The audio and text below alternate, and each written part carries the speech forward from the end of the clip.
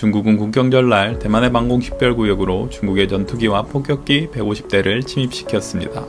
일부 언론에서는 중국의 본격적인 대만 점령을 위한 움직임이 시작되었다면서 중국과 대만은 결국 전쟁으로 치달아갈 것이라고 하였습니다.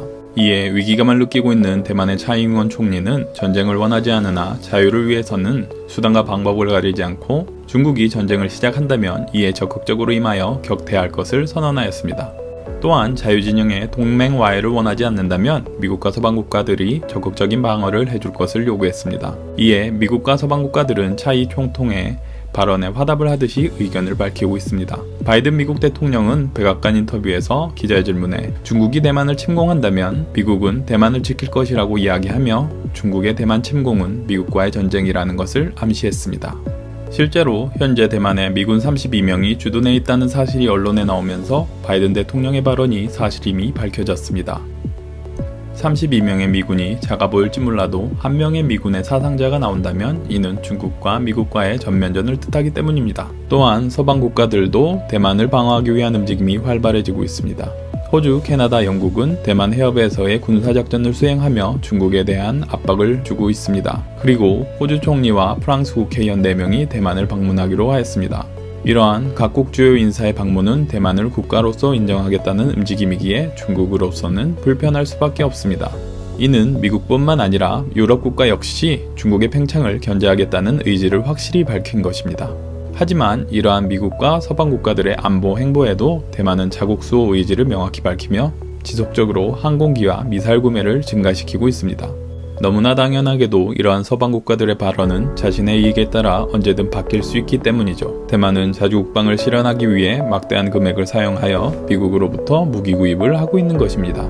하지만 이러한 서방 국가의 대만 안보를 위한 움직임, 대만 정부의 전투기와 미사일 구매에도 불구하고 대만은 치명적인 약점을 가지고 있습니다. 그것은 바로 전쟁을 수행할 군인들입니다. 현재 대만의 군대는 군사작전을 실전에서 수행해 본 적이 없습니다. 전쟁에 있어서 실전 경험은 너무나도 중요합니다. 전쟁 승패가 단 한 번의 경험으로 나뉠 수 있기 때문입니다. 전쟁의 승패가 나뉜다는 것은 곧 죽음을 이야기합니다. 그렇기에 파견된 미군의 병력들은 대만의 군대를 훈련시키는 임무를 수행하고 있다고 합니다. 미군 특공대의 훈련은 실전에 지대한 영향을 주어 보다 효율적인 군대로 만들어줄 것입니다. 훈련을 통하여 실전 경험을 어느 정도 만회할 수 있겠지만 대만 군대는 이보다 더 심각한 문제가 있습니다. 그것은 군 복무기간과 안보의식입니다. 현재 대만의 군대는 징병제였습니다. 이는 2000년부터 시행되었으며 복무기간은 2년이었습니다. 하지만 2016년에 군 복무기간이 4개월로 줄어들면서 절대적인 병력의 숫자가 부족해졌습니다. 군인의 숫자도 문제인데 4개월이라는 기간의 군 복무기간은 너무나도 짧아서 군인으로 숙달되어야 할 전투 능력이 배양되기도 전에 전역을 하게 되는 것입니다. 우리나라로 예를 들면 이등병 생활만 하고 제대하는 것인데 군 생활을 해보신 분들이라면 다 아시는 것처럼 그렇게 충분하지 않은 기간이라는 것을 알 수 있습니다.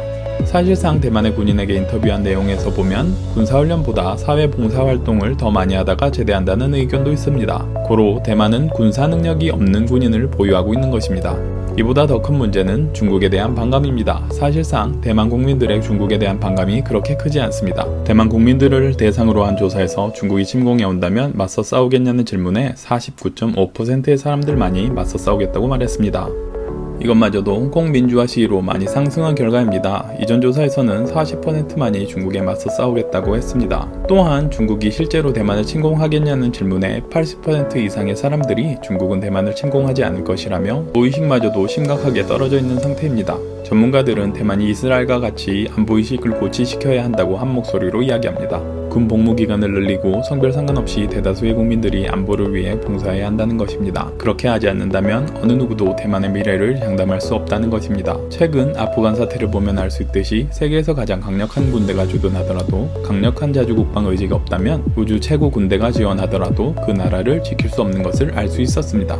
대만은 수십 조의 군사무기를 증강시키고 있지만 국민들의 안보의식이 강해지지 않는다면 수백 조의 무기를 사더라도 나라를 지키기 어려울 것입니다. 대만은 이러한 위기를 잘 극복해 나갈 수 있을까요? 다음 시간에 뵙겠습니다.